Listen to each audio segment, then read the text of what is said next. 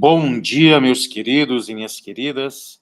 Sejamos todos bem-vindos a esse nosso mais novo encontro, tendo algumas reflexões acerca da filosofia do direito. Hoje, de modo mais detalhado, um pouco o diálogo entre ética e direito. Lembrando que esses são temas caríssimos à prova da OAB, não só para a prova da OAB, mas também para tantos outros concursos que se encontram aí abertos e que, de fato, envolvam o direito, a filosofia e também a ética. E quando nós falamos em direito e ética, é algo muito caro para as nossas questões sociais, as nossas questões democráticas. Por quê? O direito, ele é, como eu já havia falado a vocês em outras ocasiões,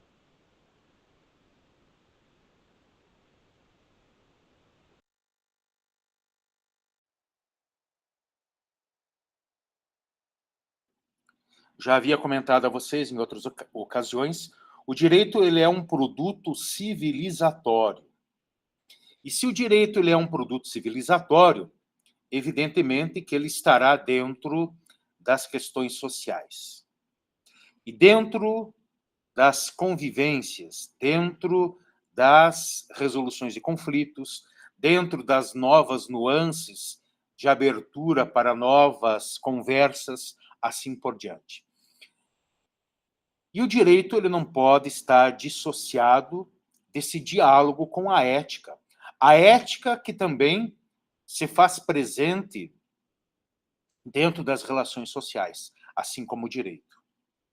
Há muita confusão, às vezes, entre as pessoas, quando se fala em ética e moral. Ética e moral, no momento do seu aparecimento na Grécia antiga, século V, VI a.C., ética e moral se confundiam. Mas, com o passar do tempo, a gente percebe que a ética ela é a reflexão sobre o agir humano. A ética é a reflexão sobre a conduta humana. Portanto, a moral ela é um produto de estudo da ética. A ética ela se debruça sobre a moral, sobre o comportamento humano. Portanto, eu posso dizer que a moral ela é ou pode ser entendida como o hábito, como o costume, o modo de ser. E a ética, ela vai refletir sobre esse hábito, sobre esse modo de ser. Portanto, a ética é uma reflexão. E como reflexão, ela não dita o que é certo, o que é errado, mas a ética, ela vai se perguntar pelas grandes questões da humanidade. Então, imaginem o direito. O direito, ele dialoga intimamente, ele se avizinha com a ética e vice-versa. Sabemos que a prova da OAB, ela tem aí 10 questões sobre ética e envolvem a ética profissional. E como ética profissional, nós vamos entender a deontologia. O que é deontologia? Vem do grego deon mais logia, ou seja, logia, o conhecimento, deon, o dever. Portanto, o conhecimento do meu dever enquanto profissional. Cada profissional tem a sua deontologia. Cada profissional terá o seu dever enquanto profissional. E esse dever, ele deve ser vivido, e não só subscrito em um manual. Portanto, quando a gente se depara com o Código de Ética da OAB, não é simplesmente um manual. O Código de Ética da OAB, ele é, na verdade, um instrumento de vida, é um instrumento de ação, é um instrumento de conduta. Por isso que nós temos lá o Código de Ética da OAB e temos uma comissão de ética dentro da OAB, justamente para entender e tentar dirimir todas essas questões que envolvam a ética e o direito. e que não são poucas em tempos de desordem, em tempos de corruptibilidade, em tempos de tecnologia.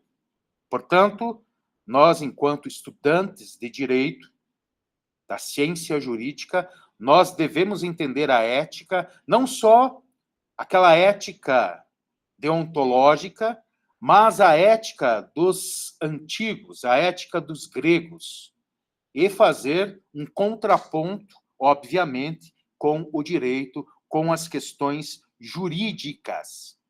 E dentro deste quesito, nós devemos, portanto, estar bem, digamos assim, antenados a essas questões. E por que eu digo antenados? Porque, de fato, a filosofia do direito em si, ela visa refletir sobre o direito para além do quê? Para além da sua simples operacionalização. Então, a filosofia do direito, a ética, ela vem se coadunar em ser algo presente e vivo com o direito, e não uma simples questão de operacionalização. Eu sempre costumo dizer que não adianta, às vezes, eu dominar o código de ética se eu não viver esse código de ética. E não adianta eu dominar o direito se eu não viver o direito. Portanto, alguns conceitos, algumas categorias, autores e ideias, elas precisam ser bem conhecidas, bem assimiladas. Por quê? Porque os filósofos, meus queridos e minhas queridas, foram e continuam sendo pessoas que estavam e estão inseridos aonde? Na vida social. Seu tempo, e daí advém as suas teorias. E nós também somos homens, mulheres, seres humanos que estão inseridos dentro da comunidade, dentro da koinonia, dentro da comunidade que Aristóteles tanto diz. Porque nós, homens e mulheres, somos seres, animais, políticos por excelência. E esse animal político por excelência, ele vive dentro de uma comunidade. Ele vive das relações humanas. E é dessas relações humanas, portanto,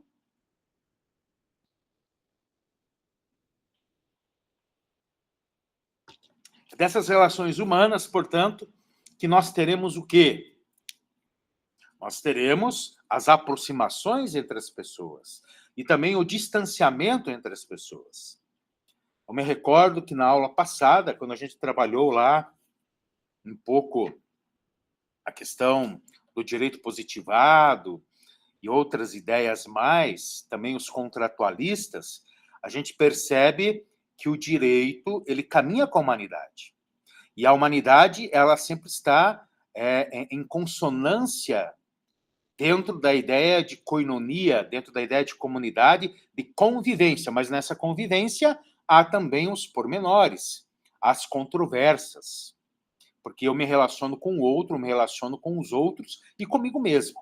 Portanto, tem que estar bem atento a essas questões. E quanto mais leis eu tenho, mais fica comprovado que essas relações humanas, elas não se coadunam positivamente muitas das vezes. Há controvérsias. Portanto, as ciências jurídicas, elas partem da norma para seus resultados aplicativos ou consequências. E a especulação filosófica, ela volve da norma a seus princípios, as suas causas, as suas deficiências.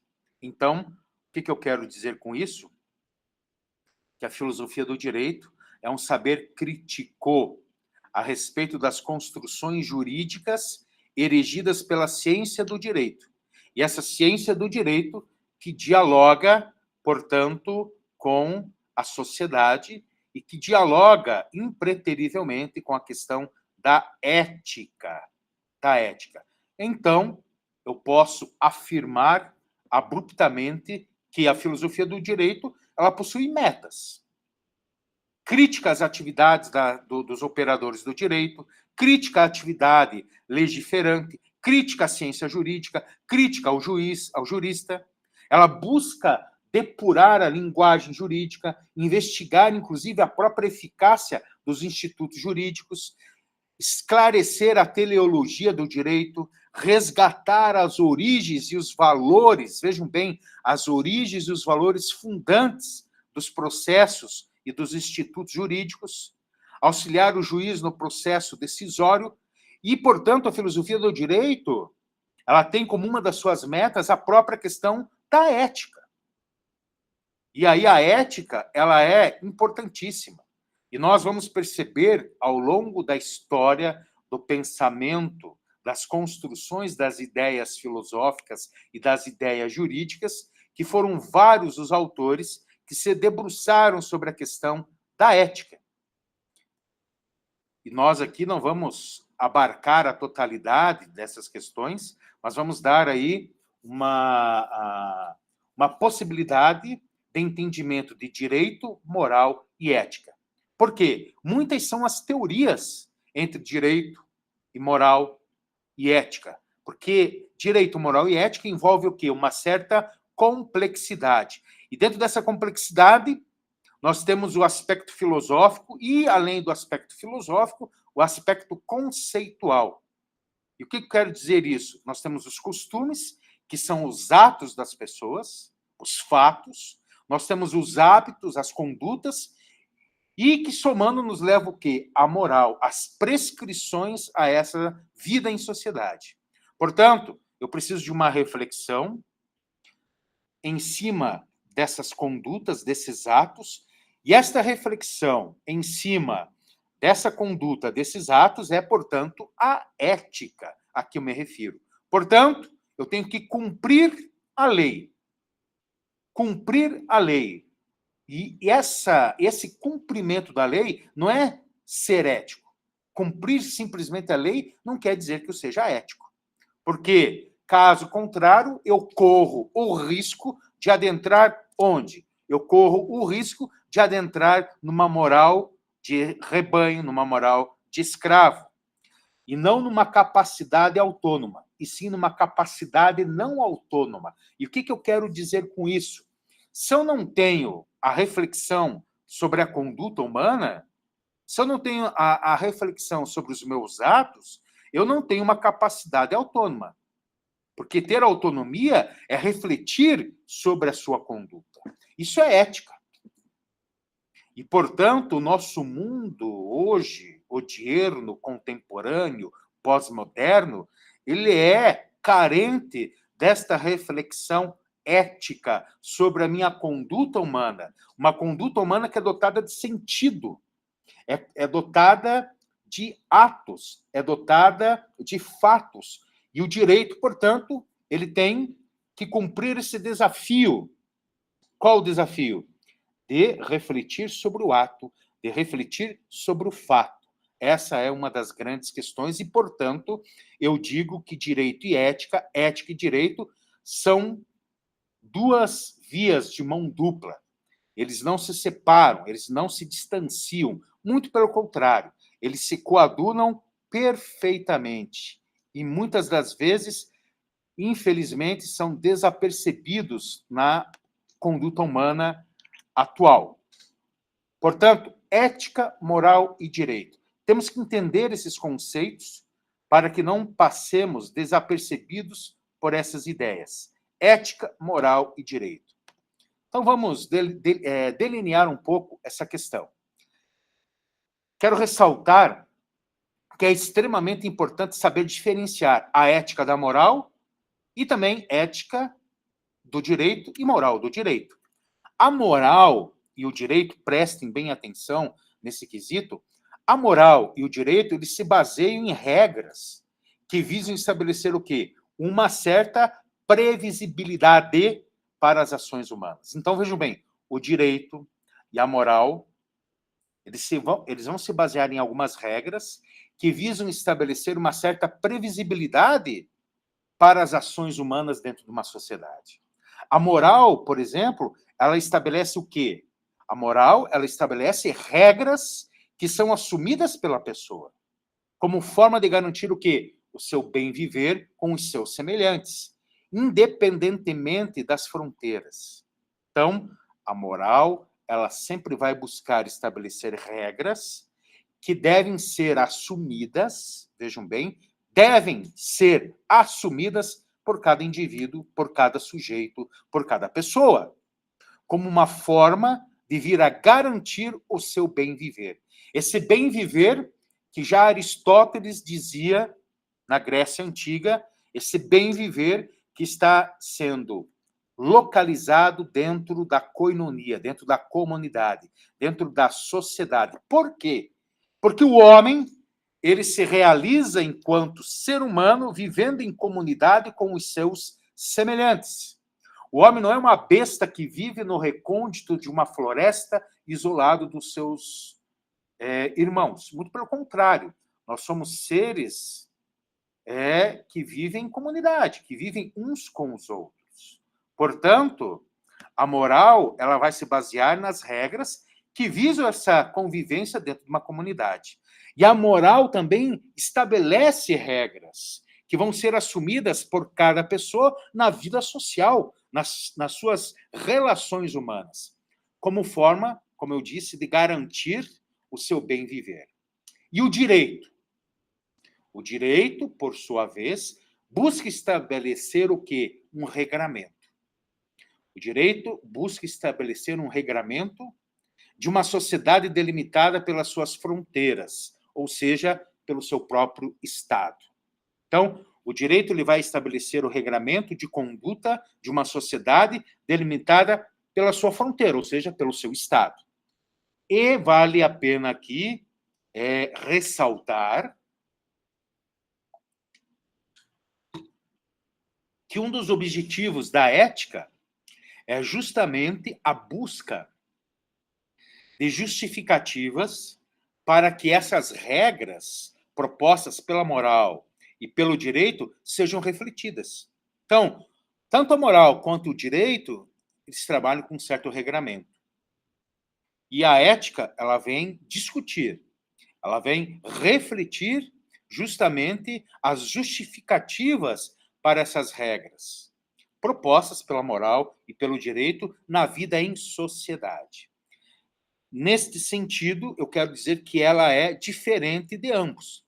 A ética, ela é diferente do direito e ela é diferente da moral, pois não estabelece regras. A ética não estabelece regras. E essa reflexão sobre a ação humana é que caracteriza a ética. Então, de modo geral, de modo objetivo, a ética é a reflexão sobre o agir humano, sobre a conduta humana dentro de um determinado território, dentro de uma determinada comunidade, dentro de uma determinada sociedade. Esta é a questão, então, da nossa ética. Portanto, ninguém nos amarra a nada. Sempre temos uma outra alternativa, porque a ética nos dá uma outra alternativa.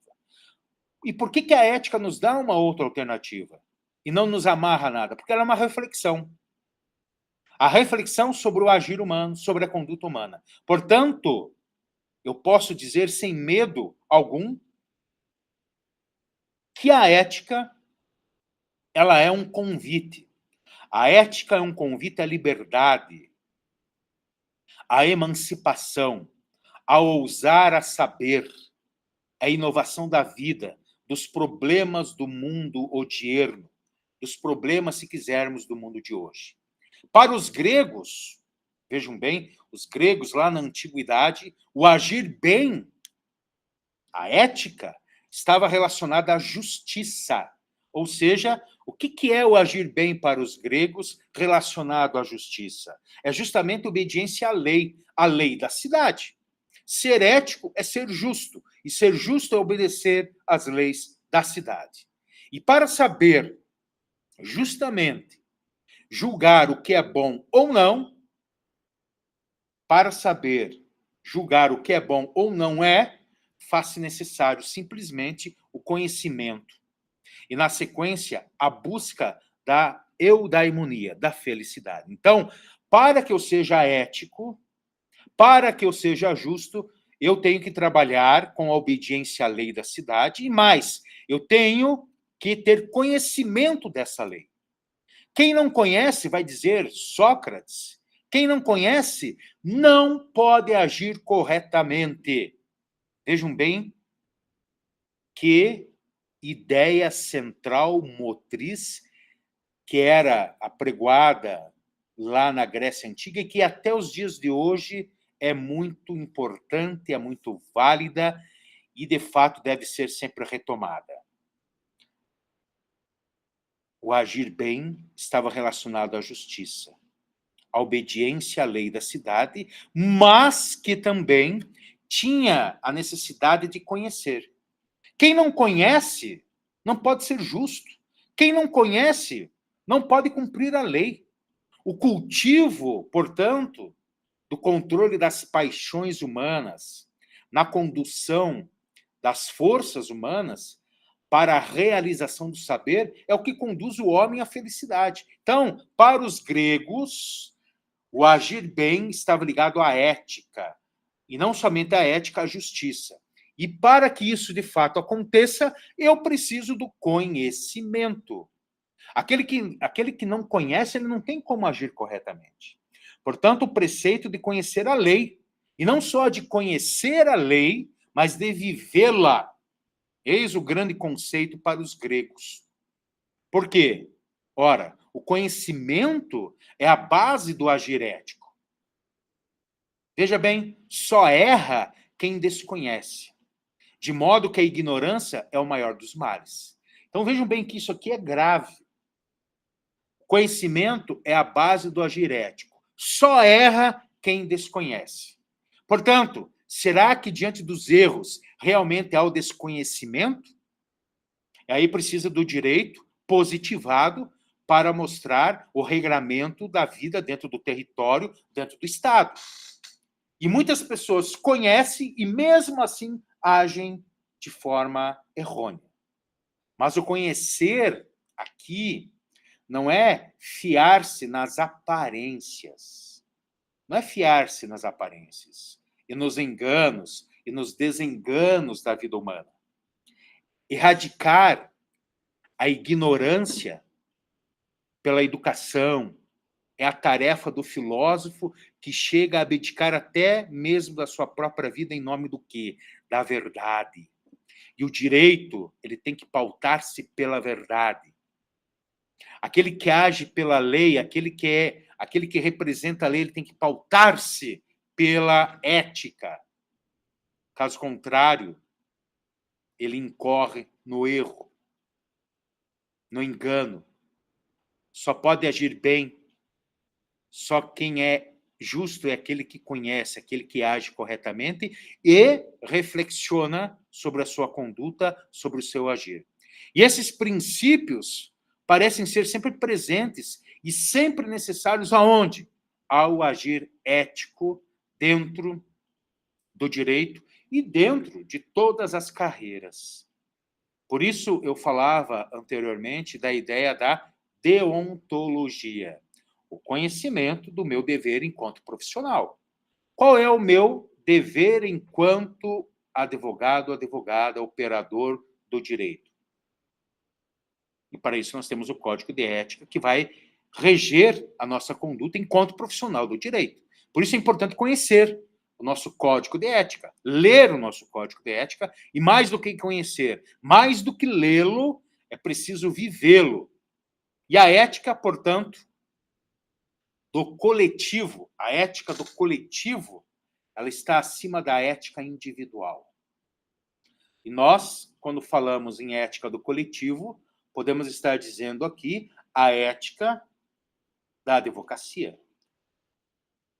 O código de ética que rege a nossa profissional, o nosso profissional, e nosso profissional que é coletivo, ele está acima da nossa ética individual.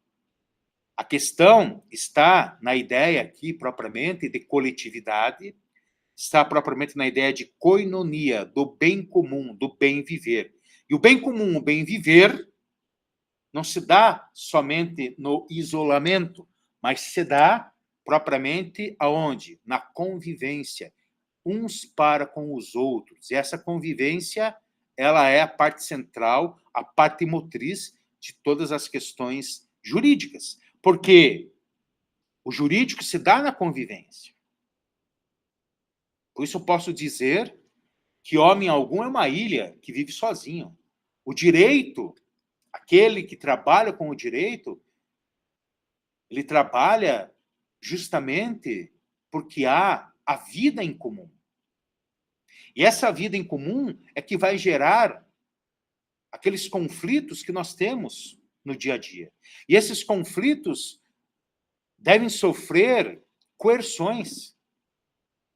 E essas coerções, elas têm o quê? Um regramento. Isso tudo é o direito. Mas o direito também se coaduna com a própria ética, no sentido de refletir sobre o agir. Veja que eu estou batendo aqui numa tecla. Refletir sobre a conduta humana, refletir sobre o agir moral. Esta é a grande questão. Caso contrário, nós não seremos éticos. Nós vamos aparentar viver na ética, mas sem sermos ética. Porque a ética não é somente as regras. A ética é também a vivência. E a vivência se dá no coletivo. E o coletivo está sobre o individual. Isso quem diz, ou quem dizia, era Aristóteles. O individual não pode sobrepor-se ao coletivo. E nós, enquanto operadores, operadoras do direito, nós representamos uma coletividade. E essa coletividade, portanto, ela tem um código, ela tem um regramento e que deve ser vivido. E não só conhecido para ser vomitado em uma prova do exame da ordem. Não. Isso deve ser vivido, deve estar no dia a dia, deve fazer parte da carne, deve fazer parte do corpo daquele que é o representante da lei, operador, a operadora do direito. Então, esse assunto, ele é muito nevrálgico. Esse assunto, ele não se resume em poucas linhas, e sim, esse assunto, ele necessita de grandes reflexões. Não é porque hoje nós temos retomada a valiosa questão da ideia da ética, é que nós vamos dizer que está tudo resolvido, muito pelo contrário. A ética dos antigos, então, é essa que eu acabo de colocar. Mas e a ética dos modernos? Aí nós podemos falar num dos grandes nomes da ética moderna, que vocês já ouviram falar, com certeza, inúmeras vezes, que é Immanuel Kant. E o Immanuel Kant, ele vai trazer propriamente o quê? Immanuel Kant vai trazer aquela ideia do imperativo categórico kantiano. E o que é o imperativo categórico kantiano? É uma máxima, que é uma lei, que diz que eu devo agir corretamente. Tão somente pelo dever. Eu tenho que agir corretamente pelo dever. A ética kantiana, portanto, ela é revolucionária. Por que ela é revolucionária? Porque ela não é em nada parecida com uma ética teleológica ou uma ética utilitarista. Ah, eu vou fazer isso porque tem uma câmera me filmando. Ah, eu vou fazer isso porque tem um código de ética. Não, é porque é meu dever. É meu dever ser ético enquanto ser humano e enquanto profissional. Portanto, Kant, ao mesmo tempo que trabalha com uma ética, ele trabalha com um criticismo, aquilo que nós chamamos o criticismo kantiano. Dentro dessa ideia do criticismo kantiano, eu sempre costumo falar nas minhas aulas, ou em minhas aulas, que Immanuel Kant, ele traz essa ideia, ele coloca a racionalidade, a razão, no banco dos réus. E o que é colocar a racionalidade no banco dos réus? É perguntar pelo próprio sentido da racionalidade. Essa racionalidade está correta ou não? É questionar a própria razão. É questionar o próprio conhecimento. Portanto, o homem que age, segundo Immanuel Kant, isto, tá? O homem que age moralmente, ele deverá fazê-lo não porque visa a realização de qualquer outro algo, pelo prazer, pela felicidade, auxiliar alguém ou ganhar algo, mas pelo simples fato de colocar-se de acordo com a máxima do imperativo categórico. E qual é a máxima do imperativo categórico kantiano? Olhem bem, age de tal forma que a tua ação seja uma ação universalmente aceita. Age de tal forma que a tua ação seja uma ação universalmente aceita.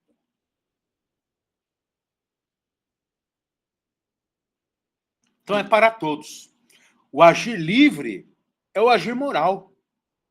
O agir moral é o que? Gravem isso. O agir moral é o agir de acordo com o meu dever. O agir de acordo com o dever é fazer de sua lei subjetiva um princípio de legislação universal. Por exemplo, não matar. Isso é um agir moral. Universal. E a grande pergunta, né? E cuidado que no exame da ordem, dentro da filosofia de direito, dentro da ética, pode cair o imperativo categórico kantiano, que é agir tão somente pelo dever. Nada mais. O agir livre, portanto, ele é moral.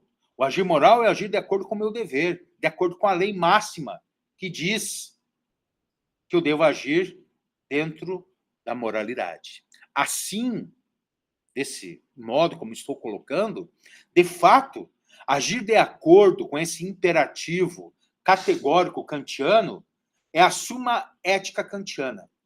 Então, o principal, o central, o nodal, o cerne da ética kantiana é o imperativo categórico.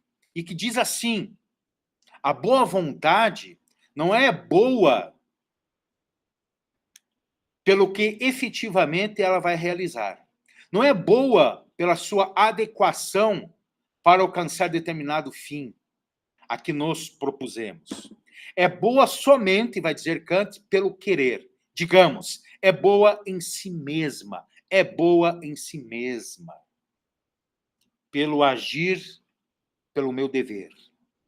A ética kantiana, ela está fundada no dever do agir moral, composta no imperativo categórico, que eu vou repetir. Age de tal forma que a tua ação seja uma ação universalmente aceita. Traduzindo a máxima kantiana, traduzindo para um conceito mais corriqueiro, não faça aos outros o que você não quer que façam a você. Esse é o imperativo categórico kantiano. E a liberdade se confunde com o próprio dever, porque eu sou livre para agir de acordo com o meu dever. Eu sou livre para fazer isso. E esse dever, portanto, ele se distancia justamente do quê? Da ideia de juridicidade, que, por sua vez, está conectado à coercitividade e à pluralidade de fins de cada ação, da própria ação. Então, esse dever, ele se distancia da ideia de juridicidade, porque é um dever, tão somente pelo dever, pelo qual sou livre. E que, por sua vez, está conectado, ou melhor, por sua vez, está conectado justamente à coercitividade e à pluralidade de fins de cada ação. Essa é uma das grandes questões que Immanuel Kant nos traz e que nós devemos aqui ter uma atenção, porque Kant é um grande filósofo da modernidade e ele vai marcar consideravelmente o direito, a filosofia do direito. Kant, ele não pode ser esquecido dentro da questão ética, dentro da questão do direito. Muito pelo contrário, Kant sempre deve ser retomado, ser revisto, ser revisitado. Caso contrário, corro o risco de não ter absorvido, de não ter mergulhado na totalidade da filosofia do direito. Vocês já devem ter estudado a filosofia geral, ou devem ter estudado aí também filosofia do direito, ou estão por estudar a filosofia do direito. E lá vocês vão se deparar, vão se defrontar muito mais de modo peculiar com essa filosofia kantiana, que é a filosofia do agir moral pelo dever, tão somente pelo dever, e que é livre. E que é a ideia do imperativo categórico kantiano. De outro modo, meus queridos e minhas queridas, nós temos um outro grande pensador que vai nessa área. Então, vejam bem, a gente veio aí pegando um pouco Aristóteles, a ética lá que tem a ver com conhecimento, com a lei, com a justiça. Vimos Kant aqui, com a ideia do imperativo categórico, do dever e da liberdade. Agora, a gente pode ver um pouco ainda a própria ideia do Friedrich Nietzsche, que é um filósofo da contemporaneidade. Tá? E a ética de Nietzsche, ela é uma ética distinta do Kant. Tá? Nietzsche é um filósofo alemão, assim como Immanuel Kant, e que possui uma filosofia que é bem vitalista, uma filosofia que é bem real. E ele busca fundar-se, ou melhor, Nietzsche ele busca refundar a moral que fora pautada pelo cristianismo, isto é, uma moral de rebanho de escravos. É preciso, portanto, vai dizer Nietzsche, usar do martelo para quebrar com a estatueta dos ídolos e da própria moral tradicional. Nietzsche desenvolve a ideia de uma transvaloração dos valores. Transvaloração dos valores. É possível, vai dizer Nietzsche, superar a moral tradicional, deixando-se o homem viver criativamente como artífice do quê? De suas outras éticas, não pautando-se em dicotomias. É preciso uma moral de senhor e não uma moral de escravo. A moral de escravo, vai dizer Friedrich Nietzsche, é uma moral do débil, é a moral do fraco. Nós precisamos, sim, vai dizer Nietzsche, da moral do senhor, a moral dos senhores, que é a moral do forte, do débil, daquele que tem as rédeas da sua vida em suas mãos. Essa é a grande questão apontada por Nietzsche. E nós podemos trazer aqui uma certa aproximação em esses três quesitos. Né? A ética antiga, que está pautada, está partindo do agir moral, ligado aos costumes, ao conhecimento do meu dever, e a própria ideia do coletivo, da comunidade, e da busca da felicidade, do viver bem. E o conhecimento tem que estar muito bem presente.